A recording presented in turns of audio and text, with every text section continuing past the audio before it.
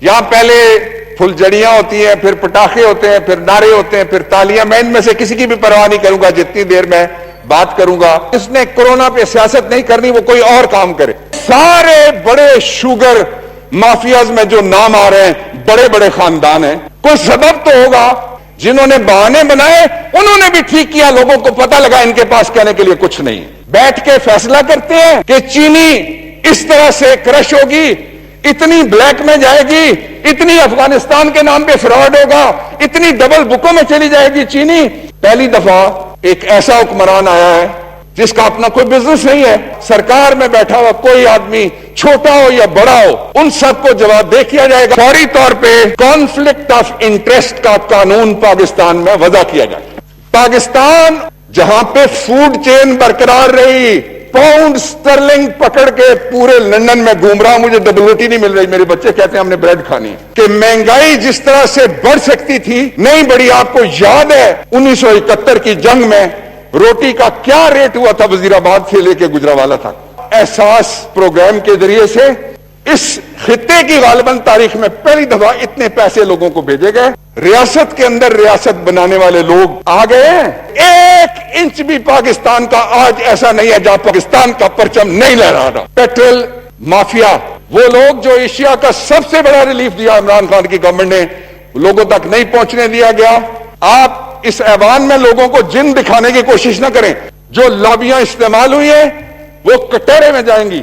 Motions تھیں اور ان میں سے جو موشن صدارتی خطاب پہ تھی وہ بھی، اور جو لوکسٹس کے اوپر جو ہمارا جوائنٹ اپوزیشن کے ساتھ بات ہوئی تھی اس کے حوالے سے میں علیحدہ علیحدہ مختصراً گزارشات پیش کروں گا. پہلا یہ کہ خواجہ آصف صاحب نے پہلا اس کا حصہ تھا، میں اس کی طرف پہلے چلتا ہوں.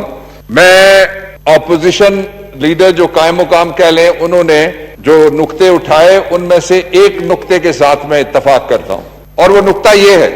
انہوں نے کہا خواجہ آصف صاحب نے کہ ووٹوں کی سیاست نہیں کرنی چاہیے کووڈ-19 کے حوالے سے.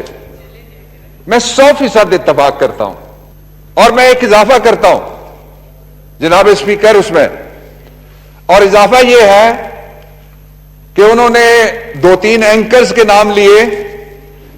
سارے اینکرز اس بات کے گواہ ہیں کہ وہ کون سی جماعت تھی اور کون سے لیڈر تھے جنہوں نے ٹیلی ویژن پہ کہا کہ ہم کورونا پہ سیاست کریں گے اور جس نے کورونا پہ سیاست نہیں کرنی وہ کوئی اور کام کرے.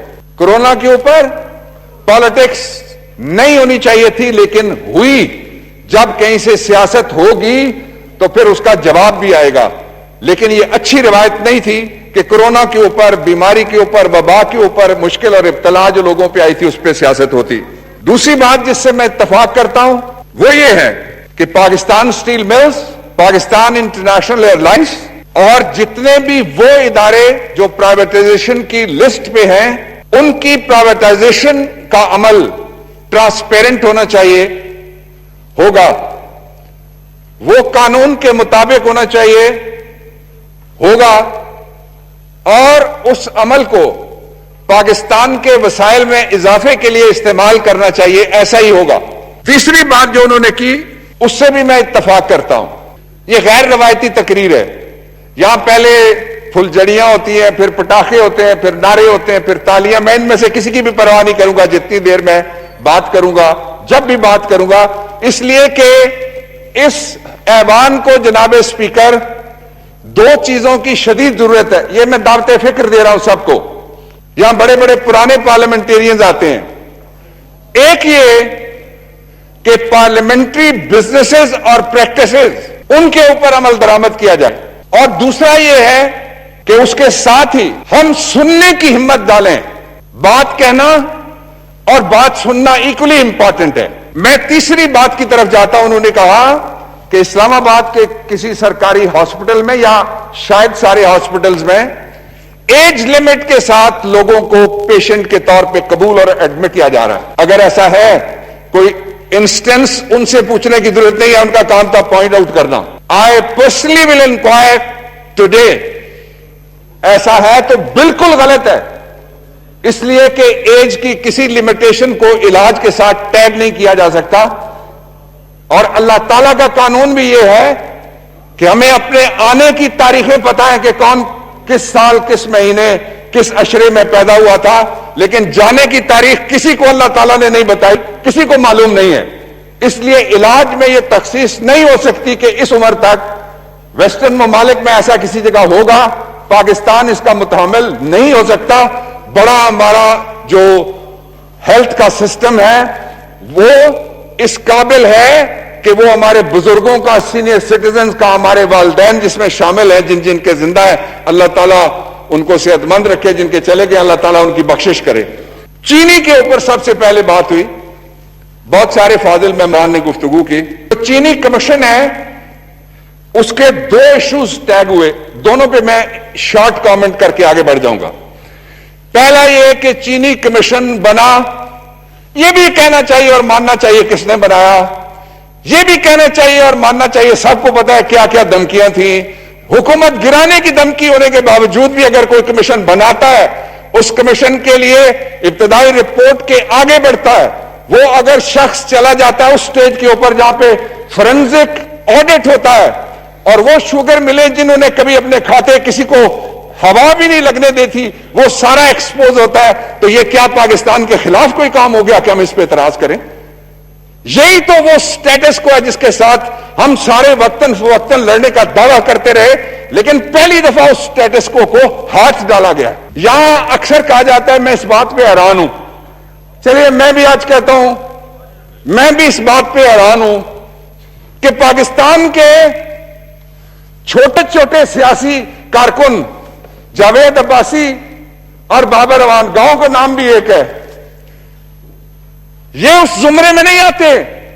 یہاں جتنے بیٹھے ہوئے ہیں موجود نہیں ہیں، ورکرز، پولیٹیکل ورکرز زمرے میں نہیں آتے۔ یہ کیا سبب ہے کہ سارے بڑے شوگر مافیاز میں جو نام آ رہے ہیں بڑے بڑے خاندان ہیں؟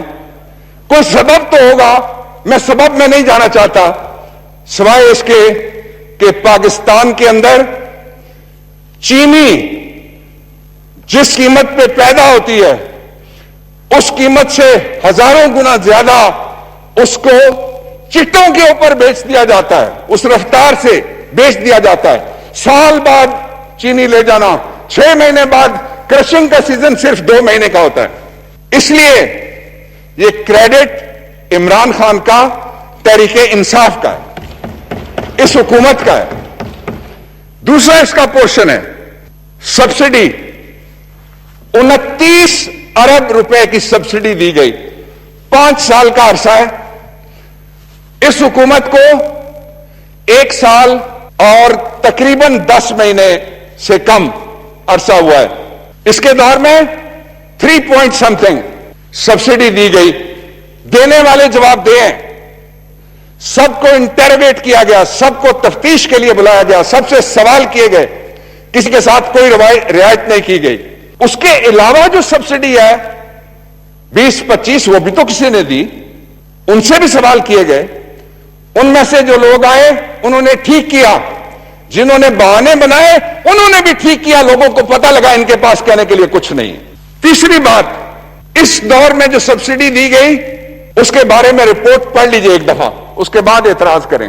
مجھے کوئی دوسرا ایسا دور بتا دیں جس کے دور میں کوئی ایسی تفتیش ہوئی ہو، تحقیق ہوئی ہو، پروب ہوئی ہو، انویسٹیگیشن ہوئی ہو، کمیشن بیٹھا ہو، ایویڈنس کلیکشن ہوئی ہو، اور اس کے بعد کسی کو ذمہ دار ٹھہرایا گیا تو اس میں سے 9 رتن نہ نکالے گئے ہوں۔ لیکن یہ پہلی دفعہ ایسا ہوا ہے کہ کسی کا لحاظ نہیں کیا گیا۔ اب میں آگے چلتا ہوں، ایک اور بات جس پہ میں حیران تھا اس پہ میں ایک اعلان کرنا چاہتا ہوں۔ میں حیران اس بات پہ تھا کہ یہ کیسے ہو سکتا ہے۔ میں ینگ لائر کی بات سننا چاہ رہا تھا لیکن وہ ٹائم ایسا چلا گیا کہ 2 بجے کی بجائے ہم 3 بجے پہ کھڑے ہیں۔ I am sorry for that, میں خود سننا چاہتا تھا ان کی بات۔ میں اس بات پہ حیران تھا کہ یہ کیسے ہے کہ ساری دنیا میں کہتے ہیں قانون کا، انصاف کا، نیچرل جسٹس کا بنیادی اصول ہے nobody can be judge of his own cause، کہ اپنے معاملے میں کوئی خود منصف نہیں ہو سکتا، کہ یہ پہلے بیٹھ کے فیصلہ کرتے ہیں کہ چینی اس طرح سے کرش ہوگی، اتنی بلیک میں جائے گی، اتنی افغانستان کے نام پہ فراڈ ہوگا، اتنی ڈبل بکوں میں چلی جائے گی چینی، اور اس کے بعد وہ خود ہی حکمران ہوتے ہیں، پالیسی دے دیتے ہیں اس کے اوپر۔ پہلی دفعہ ایک ایسا حکمران آیا ہے جس کا اپنا کوئی بزنس نہیں ہے، اس لیے اس کو کوئی پرواہ نہیں ہے، اور جو بزنس اس کے دور میں کانفلکٹ آف انٹرسٹ کے اوپر کرے گا، سرکار میں بیٹھا ہوا کوئی آدمی، چھوٹا ہو یا بڑا ہو، ایک ہو یا بہت سے ہوں، ان سب کو جواب دہ کیا جائے گا۔ اعلان یہ کرنا چاہتا ہوں کہ وزیر اعظم عمران خان نے ہدایت کی ہے کہ فوری طور پہ کانفلکٹ آف انٹرسٹ کا قانون پاکستان میں وضع کیا جائے۔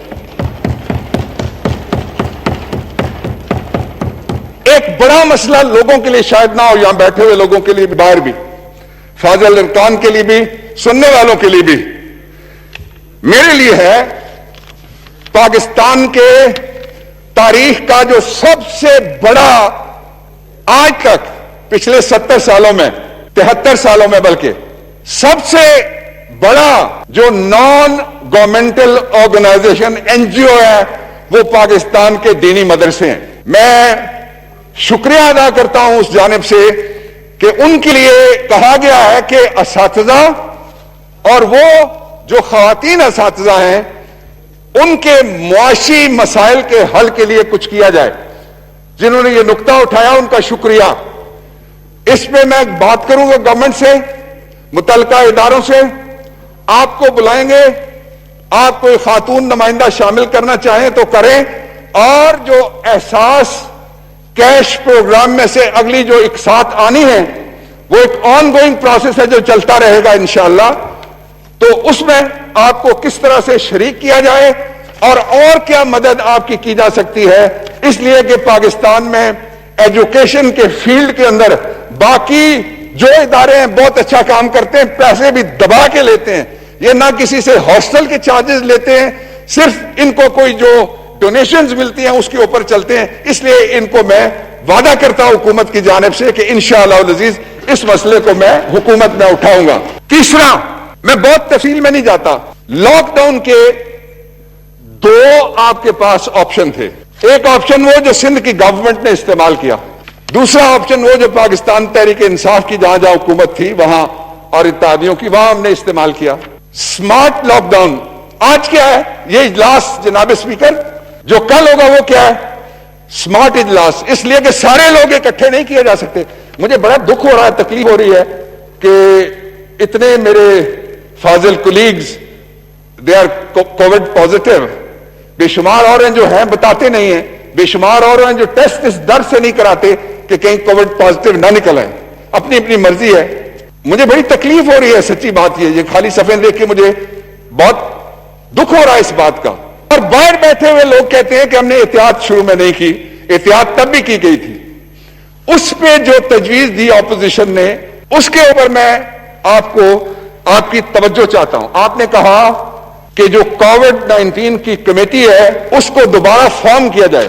وہ کمیٹی قائم ہے، جس نوٹیفیکیشن کے ذریعے سے وہ کمیٹی، میں نے اسپیکر سے اس پہ بات کی 4-5 دن پہلے کسی اور حوالے سے، وہ کمیٹی اس لیے قائم ہے کہ جب کمیٹی کوئی ایک دفعہ بن جائے، فنکشن پرفارم کرنا شروع کر دے، تو جب تک اس کا نوٹیفیکیشن وڈرا نہیں کیا جاتا دی کمیٹی ہولڈز دی فیلڈ، اس لیے اسی کو ایکٹیویٹ کریں گے۔ اس میں بھی میں جو آپ کی طرف سے نقطہ ہے، میں اس بات کا حامی ہوں کہ جو اوور سائٹ پالیسی میکنگ کے اندر، ڈیسیجن میکنگ کے اندر ہے، اس کے اوپر جتنے لوگوں کی نظر ہوگی اتنے ہی لوگوں کا بھلا بھی ہوگا، اور سب سے پہلے بھلا ہوتا ہے ان کا جو ڈیسیجن میکر ہوتے ہیں، وہ اپنے ڈیسیجن کو درست کر سکتے ہیں۔ اس کے بعد جو لاک ڈاؤن تھا، کہتے ہیں جی نتیجہ کیا نکلا، میں 3 بتاتا ہوں صرف۔ پہلا، پاکستان ان خوش قسمت، خوش بخت، عالی بخت ملکوں میں سے ایک ملک اور معاشرہ ہے جہاں پہ فوڈ چین برقرار رہی۔ امریکہ میں فوڈ چین ٹوٹ گئی، برطانیہ میں ہمارے یہاں بہت مشہور ڈاکٹروں کی ایک فیملی ہے، اور یہ پھر مجھے نام لینا پڑے گا، یہ بھی جانتے ہیں ان کے گاؤں کے نزدیک ان کا گاؤں ہے دیول والے ڈاکٹر محمود ملک صاحب. ان کا ایک بیٹا برطانیہ کی جو میڈیکل کاؤنسل ہے رائل، اس کے اندر وہ آلٹرنیٹ میڈیسن کے ایکسپرٹ کے طور پہ شریک ہے. تو ایک دن وہ آئے بڑے رنجیدہ، مجھے کہنے لگے کہ بیٹے نے، ان کا جو بڑا بیٹا وہ میرا شاگرد ہے، وکیل ہے، کہتے ہیں بیٹے نے مجھے ایسا فون کیا کہ میں کل سے پریشان ہوں. یہ مجھے ڈاکٹر محمود ملک صاحب کہنے لگے. میں نے کہا کس بات کی پریشانی؟ وہ کہتا ہے میں ہاتھ میں پاؤنڈ سٹرلنگ پکڑ کے پورے لندن میں گھوم رہا ہوں، مجھے ڈبل روٹی نہیں مل رہی. میرے بچے کہتے ہیں ہم نے بریڈ کھانی ہے. ہم نے ان کو کہا آٹے سے پھلکا بنا دیتے ہیں پراٹھا، وہ کہتے ہیں نہیں، we'll eat bread. They were born over there. اس سے بڑا اللہ کا کیا شکر ہو سکتا ہے کہ مہنگائی جس طرح سے بڑھ سکتی تھی نہیں بڑھی. آپ کو یاد ہے 1971 کی جنگ میں روٹی کا کیا ریٹ ہوا تھا وزیر آباد سے لے کے گجرانوالہ تک. میں ایوان کی توجہ اس آدھے گلاس کی طرف دلا رہا ہوں جو بھرا ہوا ہے، خالی کی طرف سب نے توجہ دلائی. اگلا، دہاڑی دار مزدور، ڈیلی ویجر، کانٹریکٹ ملازمین، بیرے، خانسامے، کچن چلانے والے، صفائیاں کرنے والے، گھر کے اندر کام کرنے والی خواتین. میں ان کو عظیم اس لیے کہتا ہوں کہ وہ سارے کام کرتے ہیں جو ہم نہیں کرتے اپنے لیے. جو گند ہم پھیلاتے ہیں وہ اس گند کو اٹھاتے ہیں. آپ بتائیے مسٹر اسپیکر، میں اگر آپ سے رولنگ مانگوں تو آپ کیا کہیں گے کہ گند پھیلانے والا عظیم آدمی ہے یا اٹھانے والا عظیم آدمی؟ تو یہ ساری جو اسکیم تھی کمپلیٹ شارپ روتھ لیس لاک ڈاؤن کی، اس میں ان کے لیے کیا تھا؟ کچھ نہیں تھا نا.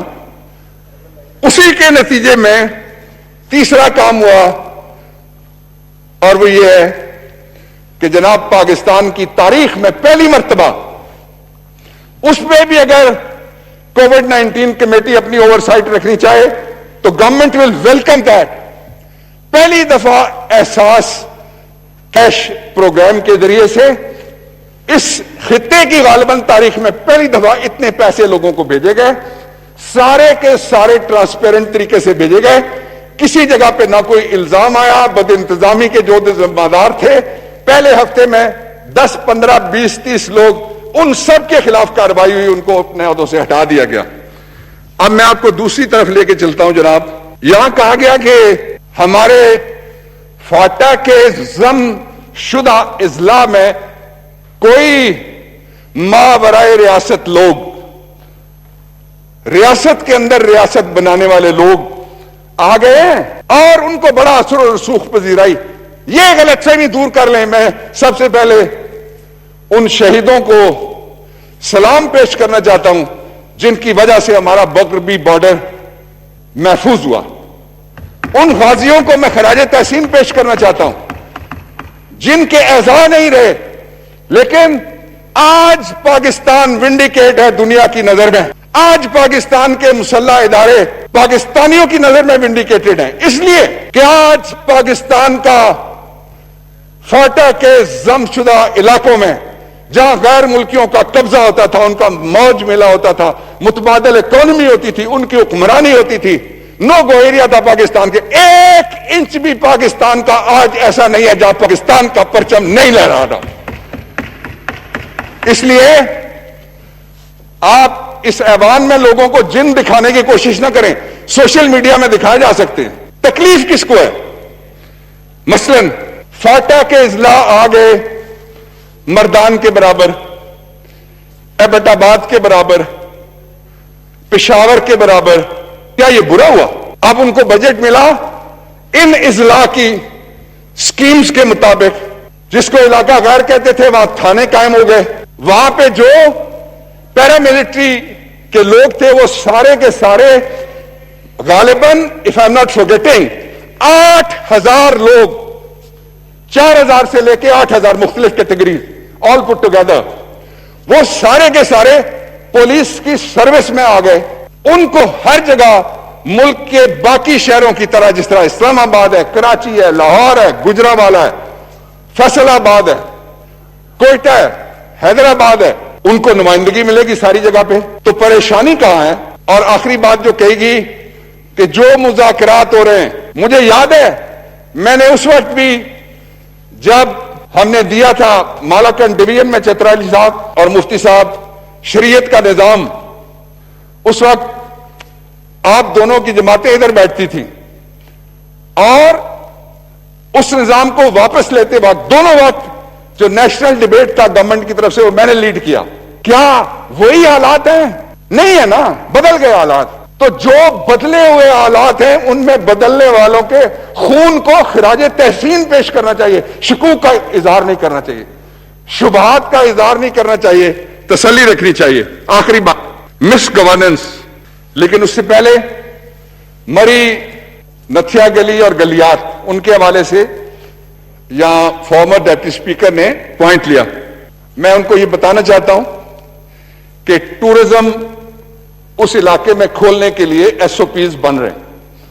ان ایس او پیز کے اندر اگر آپ چاہتے ہیں کہ وہاں کے نمائندے, مری اور گلیات کے نمائندے اپنا کوئی موقف دینا چاہیں تو وہ موقف آپ مل لیجیے گا میرے دفتر میں, اور ہم اس موقف کو جو کے پی کے سی ایم ہیں ان کو یہاں سے بات کر کے ان کے پاس ہم بھجوا دیں گے. اور میں اس بات کا حامی ہوں کہ جو ادارے پاکستان کے لوگوں کو روٹی کھلا سکتے ہیں ان کو فوری طور پہ کھولا جائے. مس گورننس کا جو مس نامر ہے اس پہ میں بہت مختصر آخری جملے 3-4 کہنا چاہتا ہوں. ڈاکٹرز ریفارم کرنے کی کوشش ہوئی, کس طرح کی قانونی اور فزیکل جنگیں چھڑ گئیں ساری جگہ. تھانہ کلچر ہے, تھانوں کے ہم نے نام بدل کے دیکھ لیا, خدمت گاہیں بھی رکھی, تھانہ ہی رہا, تبدیل نہیں ہوا. جب آپ ہاتھ لگاتے ہیں آگے سے باقاعدہ سرکاری ملازم, یہ دنیا کا واحد ملک ہے جس میں غلام مصطفیٰ کھر جب گورنر تھے تو پولیس ہڑتال پہ چلی گئی. یہ سٹیٹس کو ہے, اس کو توڑنا آپ کے حق میں ہے. جب آپ چوزن احتساب کی بات کرتے ہیں, سیاسی مخالفین کی پروسیکیوشن کی بات کرتے ہیں, تو اس کو توڑنے کے لیے بھی یہ ایوان ریلیونٹ ہے. قوانین میں اصلاح کیجئے. ادارے طاقتور قانون کے ذریعے سے ہو سکتے ہیں, تقریروں کے ذریعے سے نہیں کیے جا سکتے. اور جو petrol mafia, I was part of the debate, میں اس ایوان کو آپ کے ذریعے اعتماد میں لینا چاہتا ہوں کہ کسی کے دل میں بھی وہ لوگ جو ایشیا کا سب سے بڑا ریلیف دیا عمران خان کی گورنمنٹ نے لوگوں تک نہیں پہنچنے دیا گیا, اس کے لیے حکمران جماعت کے اندر, حکمرانوں کے دفتروں کے اندر کوئی ہمدرد ان کا نہیں ہے. جو لابیاں استعمال ہوئی ہیں وہ کٹہرے میں جائیں گی. جنہوں نے غلط کام کیے ان کے لائسنسز ریووک ہوں گے, اور جنہوں نے یہ ریلیف نہیں پہنچنے دیا لوگوں کو اس کا احتساب ہوگا. میں کنجوسی کروں گا اگر یہ نہ کہوں کہ مجھے خوشی ہے کہ صدر صاحب کے خطاب کے حوالے سے جو موشن آئی تھی اس کے لیے بہت وقت سارے دوستوں نے دیا اور اپنی اپنی موقف کے مطابق بات کی. اور یہ ایک روایت ہے آئینی, جس طرح خطاب روایت ہے, اس لیے میں آپ کی اجازت سے اس ڈیبیٹ کو کنکلوڈ کرتا ہوں. Thank you.